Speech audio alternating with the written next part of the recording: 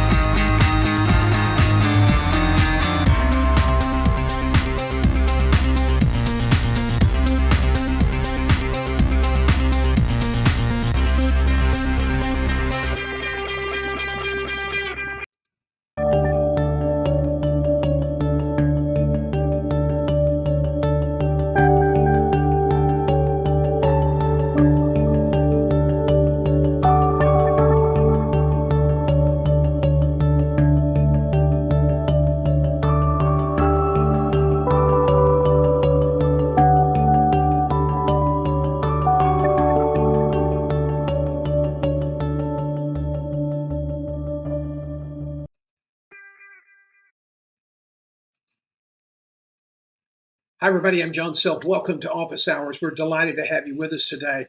We've got a great program lined up, and I hope that you'll stay with us. Remember, we will be for about 30 or 45 minutes today. Tomorrow morning at 7:30 a.m. we have an updated version of our Career Live. We're back on our regular schedule tomorrow morning, let's see. I think we're going to be talking about the latest information on AI.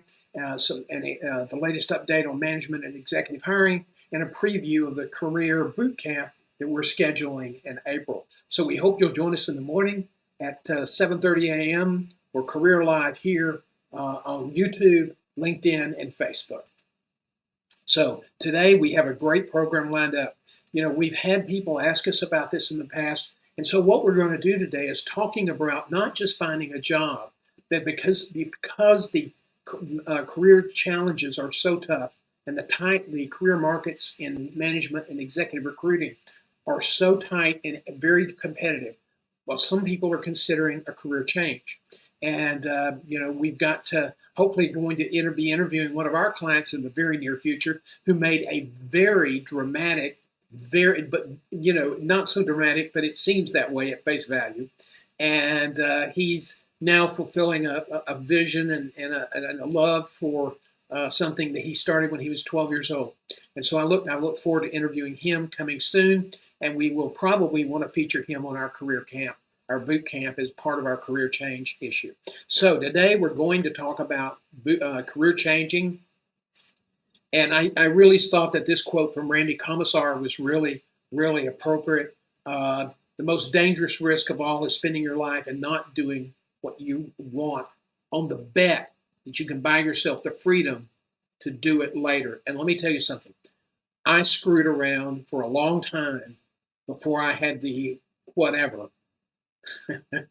whatever chicken McNuggets are made out of, to go out on my own. I was a company man. I loved the paycheck. I loved the benefits. I loved everything that they provided. But it reached a point in time that wasn't going to work anymore. We had a big reorganization, and I got laid off. And I was a star producer. So those things happen. I know it happened to me. So don't bet your future at saying, oh, I can do this or I can do that. It'll all work out because I'm going to make a lot of money, and then I can fund my way to future and have a lot of money in reserve and be okay. It just doesn't play out that way unless you've made an absolute killing in life. So you need to don't wait.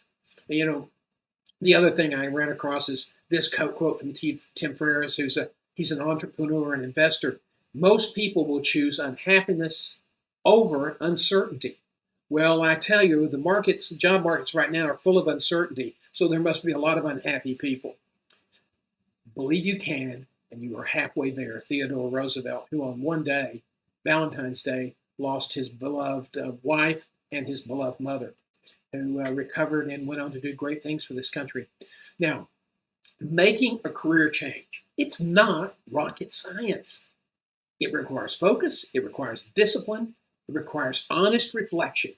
You know, Gordon Bethune said, don't lie to your doctor, don't lie to your own lawyer, don't lie to your employees, and I'll add one, don't lie to yourself. Because if you're going to make a career change, you cannot lie to yourself. You cannot lie to yourself.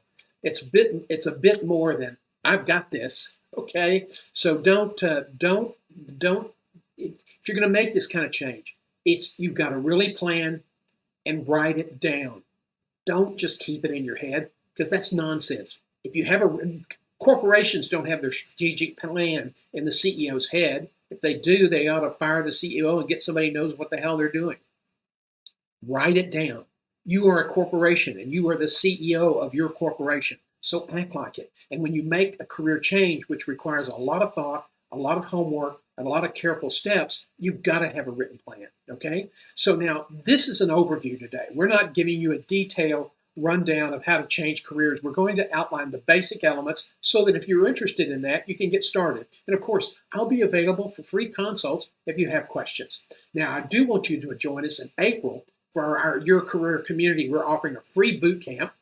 It's to help our members, current members, but also to maybe attract some other people to our group, and we'll hope that you'll refer people to us. And it'll take about 3 hours on a Saturday morning in April. So details are coming soon. So check it, stay tuned, and we'll be providing that along with hopefully some guest speakers. Okay. Great plan for changing careers. And I think this is a great plan because it's not convoluted. It's really just a bridge to happiness. It's a bridge to fulfillment. It's a bridge that if you're unhappy and unfulfilled in your job, you need to stop and think about this. Okay? Now, career change means what? What does that term mean? Well, I think it's driven by a desire to do something different in your life. And I really want you to pay attention to this. It's more than a new same job in a different company or town. You're not making a career change. If you don't like what you're doing for one company and you really don't like the work and you don't feel fulfilled, you're probably not going to be fulfilled. You're not going to like the work just under some different logo. So career change is breaking free of what you're doing and finding something different. It's like, now you can make a career change in the same company. That would be like being a finance guy and going to marketing. And then you've got to say, how much has that guy been drinking? But that's an example. From finance to marketing, or marketing to finance. That's even worse. It may mean changing industries. And a lot of people end up changing industries. My career change pattern, I did 4. And I went from newspapers to healthcare, which was a big career change. It was an industry change. I had never been a PR director before. I was a good crime writer, good investigative reporter. And I went into the world of corporate politics in a big hospital that was in financial trouble. And before I knew it, I'd been dumped. They dumped on me. I'm not dumped. It was one of the greatest honors of my life, to be the startup CEO or the startup executive, not CEO, startup executive of a program now that's the largest air ambulance hospital program in the country, Lifeline, and it's have saved thousands and thousands and thousands of lives in its existence. And I was able to be there. I helped start that August 1st, 1976, 7:38 a.m. First call. It was a life-changing moment. But as I said, it may mean changing industries. So I moved from healthcare and was hired by the aircraft company. So I moved out of healthcare into aviation. Now my clients were still going to be healthcare, but I was working in aviation. And that's a whole different kettle of fish.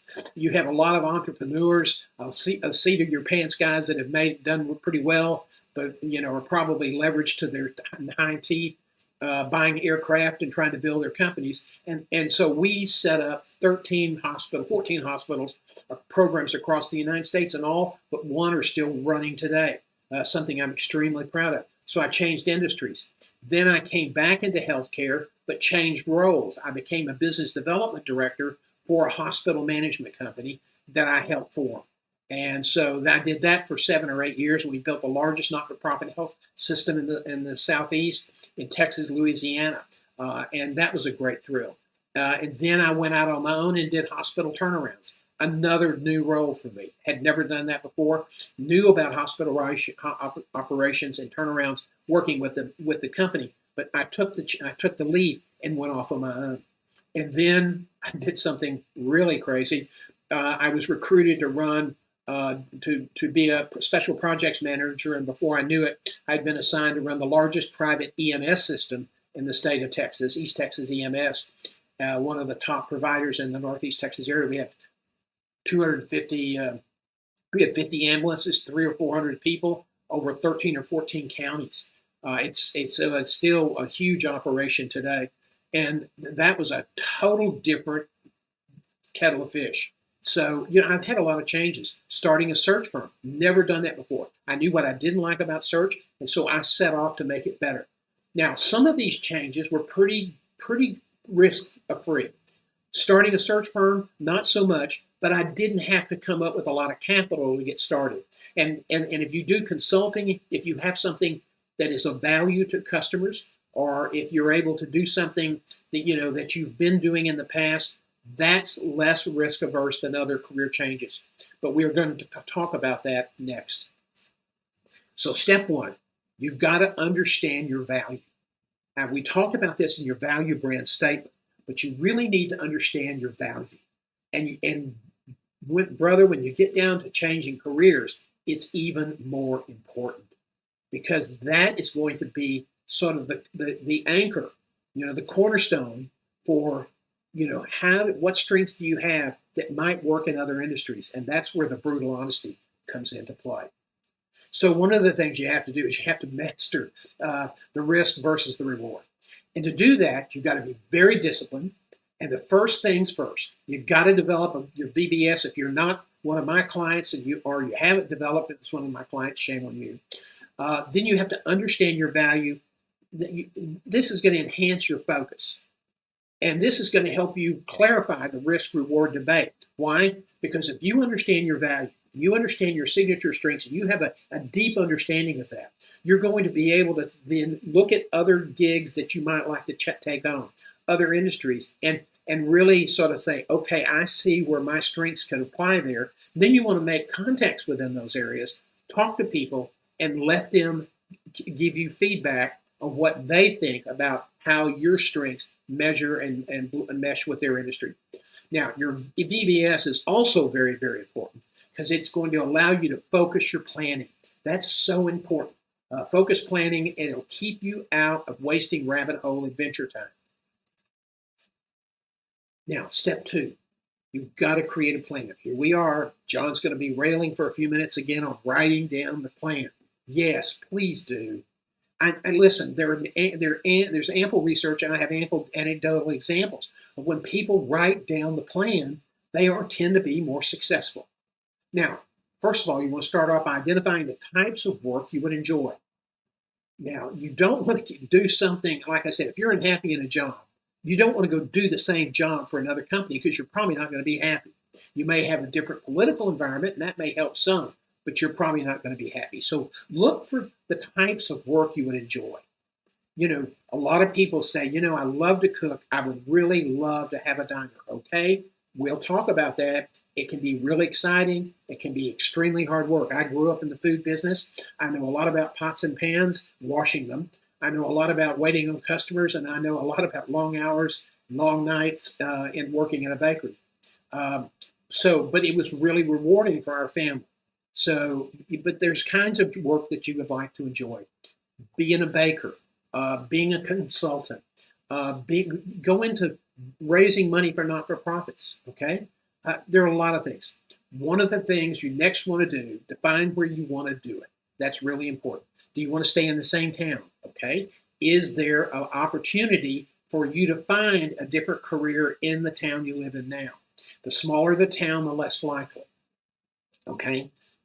You can be in a smaller town and do consulting as long as your clients, or you can get to your clients by car, or you're close enough to an airport, and that's important. And we'll talk about that in just a few minutes as well.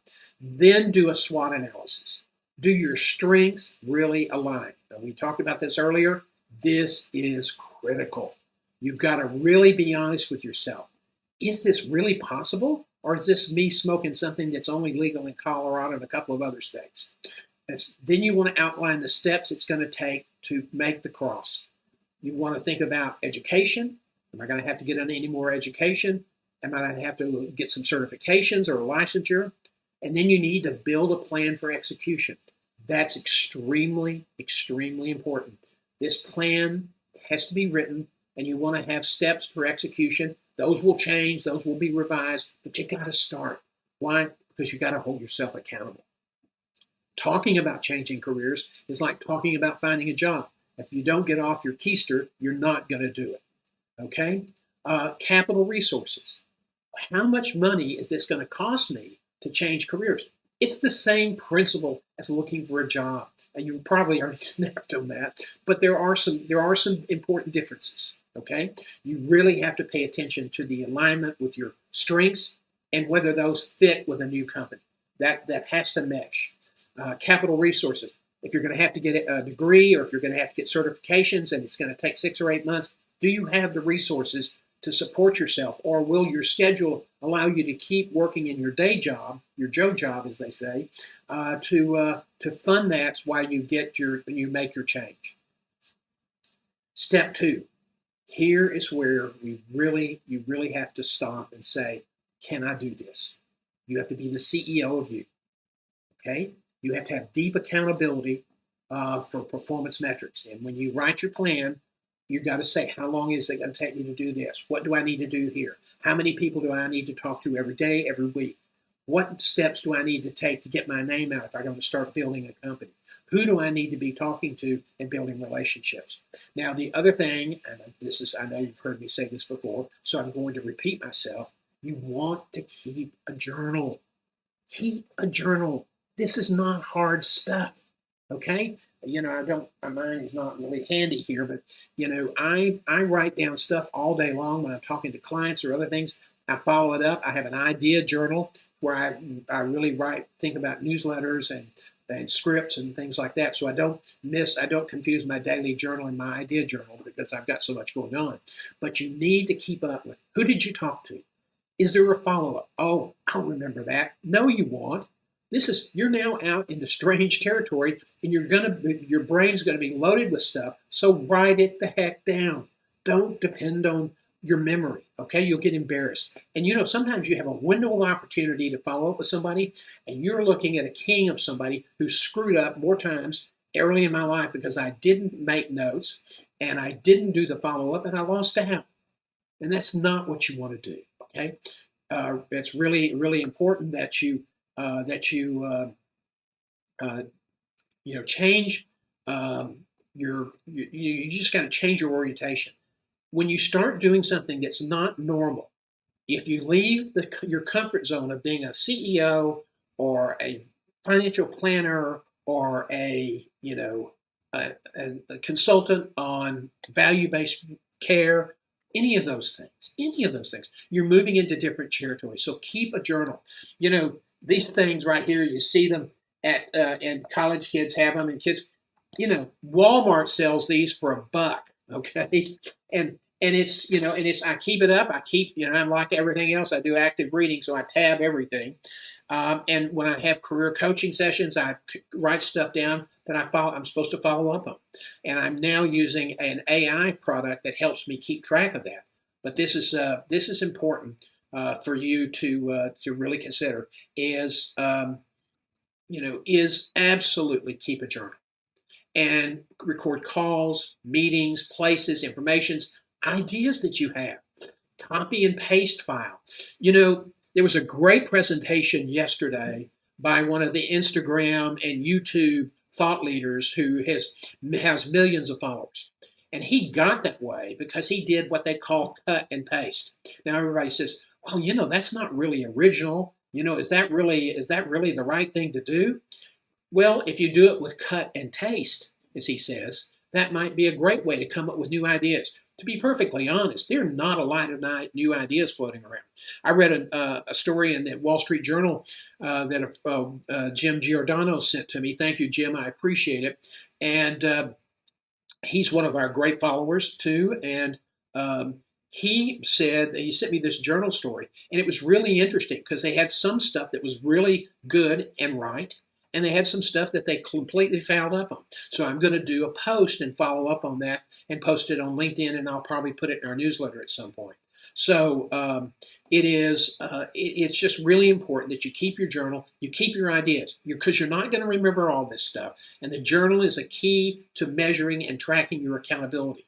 That's, I think, something that that people you have to be accountable. You have to hold yourself accountable. You have to have ideas. You have to act on those ideas, and you can't do it if you're not organized.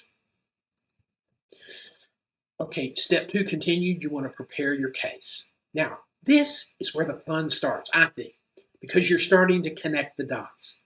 You're writing a summary for each career idea that you have. How do my strengths line up? And do it in a way that's kind of a corporate speak, because you may want to show it to some of your contacts. So you want something that's professional and not doodling. You may write it down in your journal and then convert it to your computer.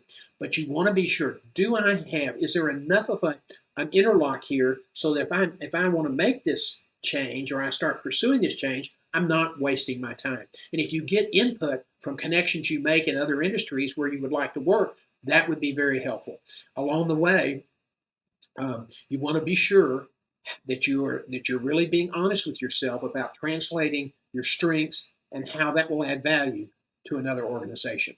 Okay, then you stop and say, okay, what are the pros and cons here?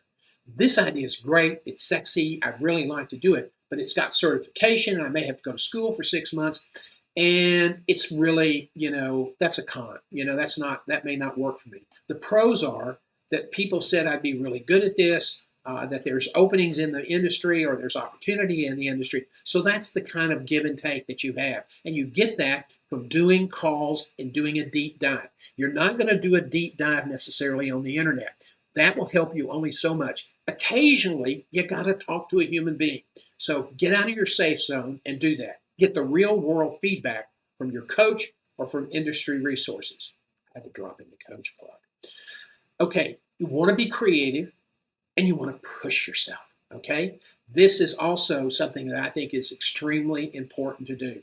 If you're going to make a career change, open the door, blue sky it, get excited. I mean, this can be one of the most incredible moments in your career, and you want to push yourself and look at all opportunities. International assignments. We're talking about, okay, new jobs, new industries, setting up your own company. We're going to talk about it some more in just a minute. But a lot of people say, oh, I couldn't do that. I don't know. My family wouldn't do it. Well, let me tell you, I've had some experience with this. I have not lived for a prolonged period overseas, but I've had a lot of experience recruiting people for overseas back in my earlier executive search career. This, by the way, is Dubai, one of the hottest centers in the world. And one of my great friends and a brilliant CHRO who used to work for Martha Stewart, Ron Thomas. He always wanted to work in Saudi Arabia. He went there and didn't like it, didn't like the company, didn't like the culture of the country, and got an opportunity to be CEO of a company in Dubai, and then later started his own consultancy. And he now has clients all over the Middle East, Northern Africa, and Southeast Asia. And he's based in Dubai, a city he really, really enjoys. Now, I want to put in a plug. Every Friday morning at 8 o'clock Central Time, 9 a.m. Eastern Time, Ron has something called the CEO Series, and he does a live stream from Dubai. And this is not a real fancy interview show. It's a show where he has conversations with people who tell him about their journey. And we've seen some really great interviews on that. I have friends that we always talk about it after it's over with. I can't use their names because it's confidential, but we always kind of compare notes after it's over with. It's a good series. There have been a couple of dud interviews, just like I'm very, very capable of delivering dud lectures. But it's a really interesting show. And last week he talked with Jerry Crispin, a really interesting character in the recruiting field. And although our newsletter did not get up at noon because of a technical glitch on our end, it will be up tonight. So I want you to read that article. So I digress. You can do international, live overseas. I know a family right now. She is a major executive with a technology company, and she is legal counsel. They live in London. Dale pays a big hunk of their living costs for their house, which is, cost the earth. They help offset the schools, and they absolutely love living in London. And if you don't mind, I'll pause for a glass of water. Thank you. And they love it. The kids love it. They get to do all sorts of things. I placed a chief medical officer in Abu Dhabi here on the left, which is in 1975. This was a bunch of mud hut fishing villages. And Dubai in the 72 had 3 buildings. Okay, so this is an area that knows how to change in a hot damn hurry. Well, I recruited a family here, and let me tell you, they had great security. Dubai, you got to do your research. Dubai is not, Saudi Arabia is very restrictive for women. Dubai, much, much less so. You can drive, it's safe, and it is a Muslim country. They do have rules and regulations you have to follow, but it is not repressive, and it is not, it's a very pro-business environment. And if you're following the rules and pro-business, you're going to have a great life. And he's told me, he said, we've spent weekends in Barcelona. We've gone skiing in Switzerland because it's closer. We've done trips to Paris, trips to London from long weekends. And he said, it's just been great. And he said, they paid us every year. We had a 10-day leave back in the United States that they paid for the business class travel for the entire family. So you can find companies like that. It can be a great relationship. A lot of those countries, England, the UAE, and other countries around the world have American schools. And so you can get that has a European influence, but it can be an extraordinary experience for your whole family. So don't kick this under the rug saying, oh, this is impossible. This sounds too complicated. There's a lot to it, but if you want to do it, it's available to you. Now, how do you go about doing this? Just like you're looking for any other job. You build a network using LinkedIn and your homework that you do in the field. You target countries. You target potential sources of information or referral.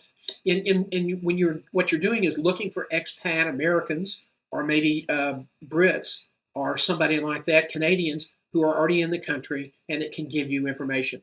People will share if you're polite and if you ask and you don't try to impose yourself on them too much. Do not rush it.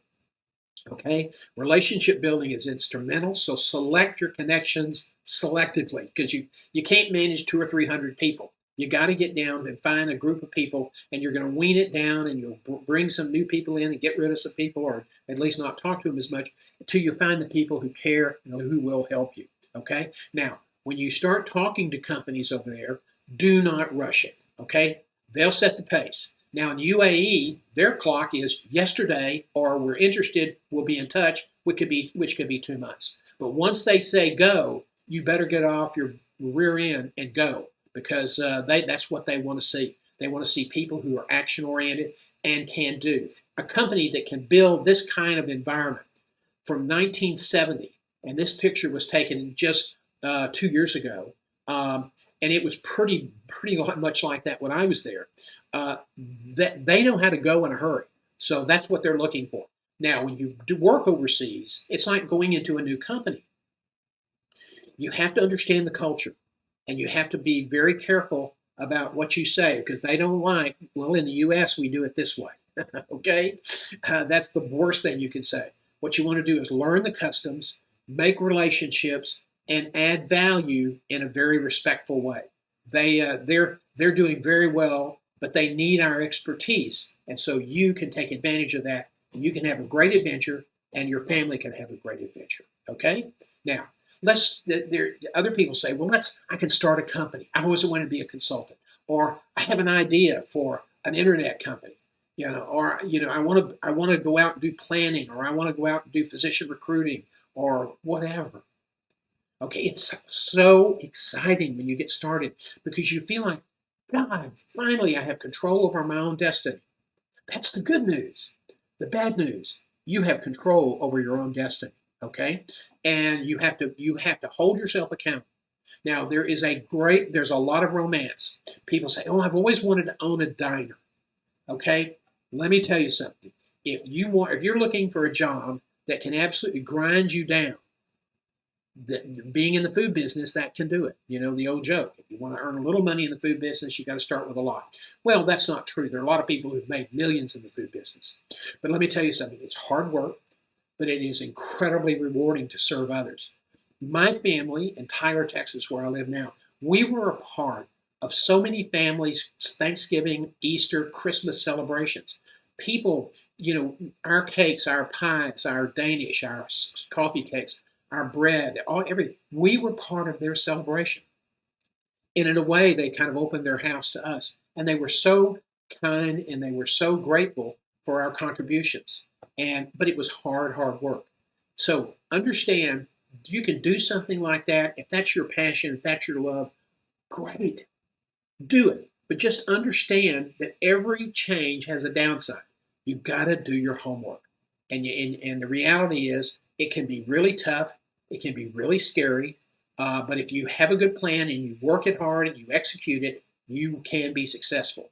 The people who aren't successful are the people who jump in and say, it'll all work out. Okay, so here are 6 steps that you really need to take as we wrap this up today. You want to develop a deep understanding of your values, okay? And I think that that's so important. You have to understand your signature strengths in a way that you've never done it before.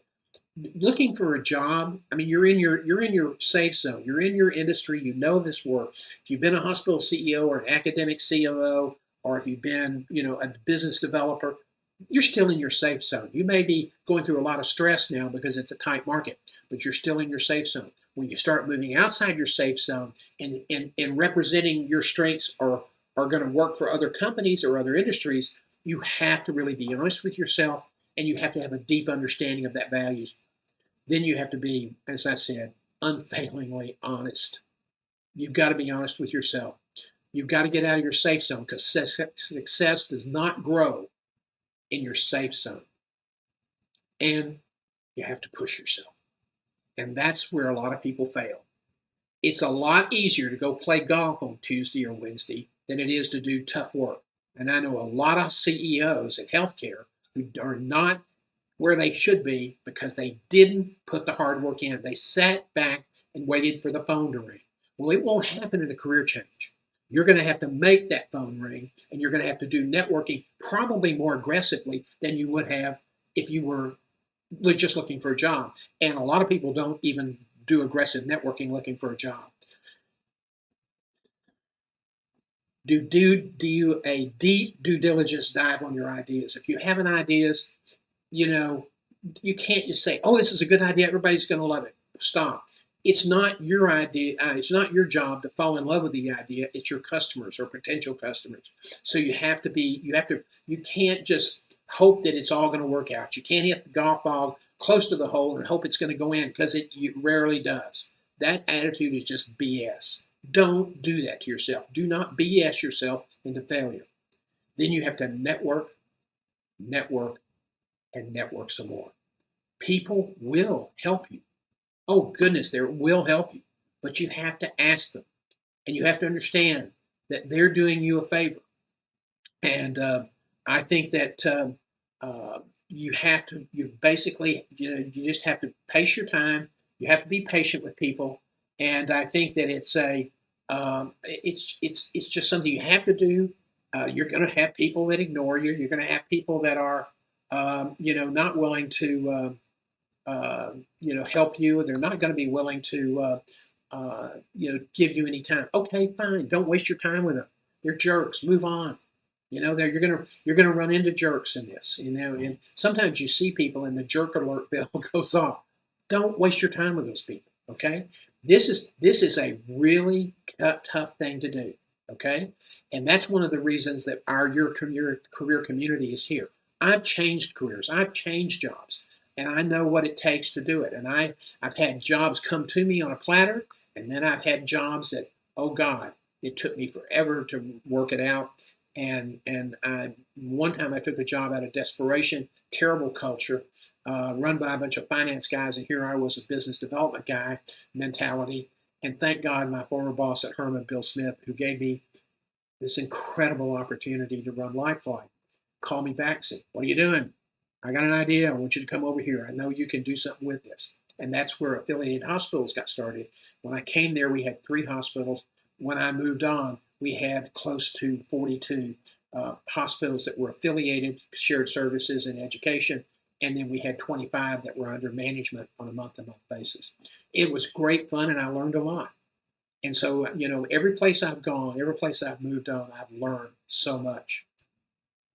So as we close out here, I want to share with you, if you're watching us or you're seeing this on a replay, we run something called Your Career Community. And it's an organization designed to help you stay abreast of all the changes in career management, because career management is more than just finding a job. You're going to have to, because the way the market is changing, the way the industry is changing, we're not going to work someplace 10 or 15 years anymore. That's going to become increasingly rare. My aunt, God love her, she had a great Southern name, Hattie Mae. Miss Jackson worked for Bell, Southwestern Bell, and worked her way up to run the business office, and she was there 49 years. That just is not going to happen. You're going to be lucky now if you're a hospital CEO or a system CEO to get 7 to 10 years. That's going to be an incredible run. And if it's a political organization, less so.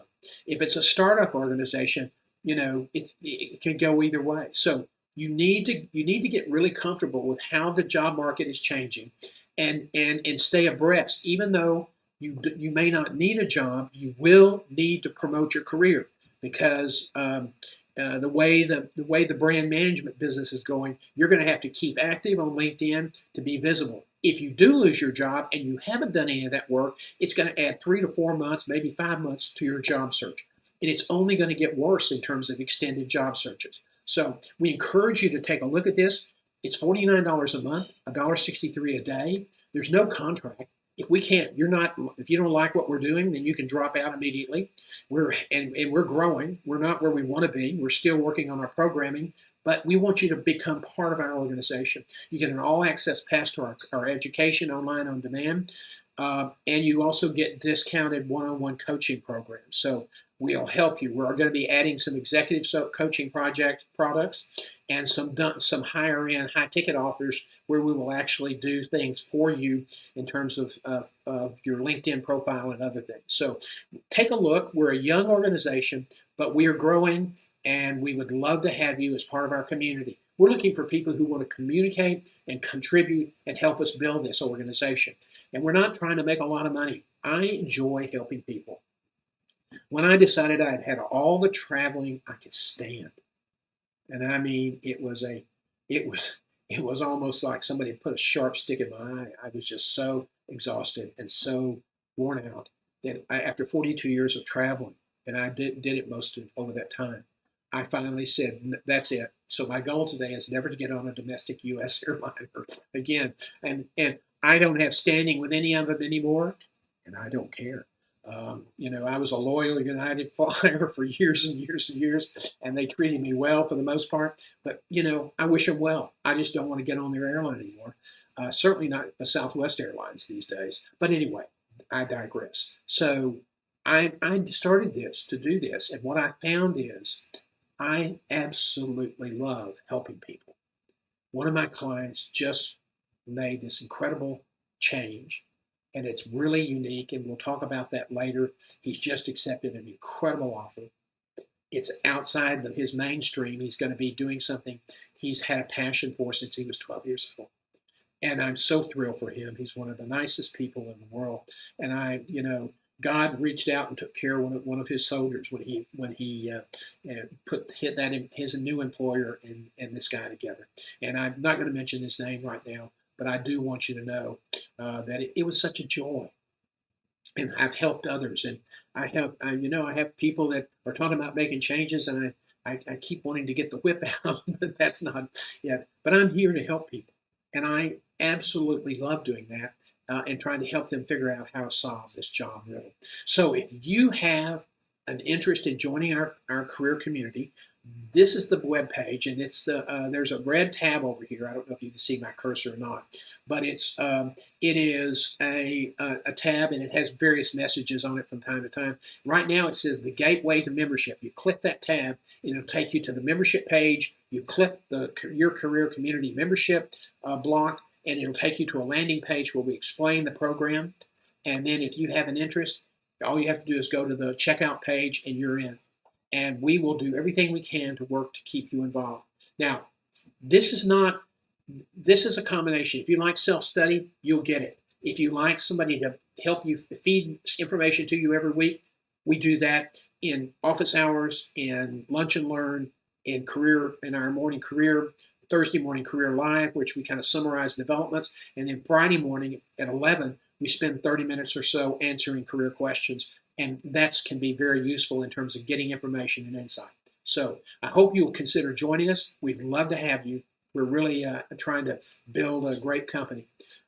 This is, being out there is been scary, but it's been incredibly rewarding. And I've got to fly all over the world. I've been in 6 countries, worked in 6 countries on 4 continents. I've recruited across 38 or 39 states in the United States. I helped set up the original Life Flight programs across the United States. Most of them are still in existence today. So it's been a great, great career. I've been lucky. Now here's the problem for you. You can't be lucky anymore. The market is so different. It's so different in its structure and its technology. I got lucky. You can't be lucky. You've got to find and develop a plan, and you've got to execute it. And then when your goals change, you got to be honest with yourself and say, okay, I wanted to do that, but that's not what I want to do anymore. I've really thought about it, and I'm being pulled in a different direction. Okay, fine. Redo the plan. That's, people say, I don't do the plan because it's going to change. Well, GE has a corporate plan, and God knows they've changed. So, don't use that as an excuse because it's pretty lame. So get a plan, and execute on the plan. And you may take you some time. And just look at your current job as equity or capital to fund your job search. If you're unhappy, that's the way you got to look at it. Okay, so I hope this has been helpful information to you today. I'll be back with you in the morning at 7:30 with those. I talked to you about those things that we talked about earlier,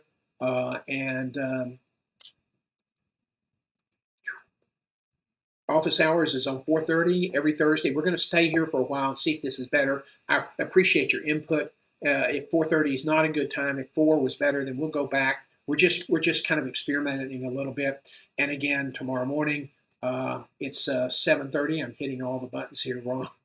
7:30 in the morning, and we're going to have updates on AI, a review of the latest information management on information management and executive hiring, and a preview of the career boot camp in April. We don't have a lot yet, but we're going to be talking about the courses that we'll be offering. So I really appreciate you being here today. Thanks so much, and we'll see you next time.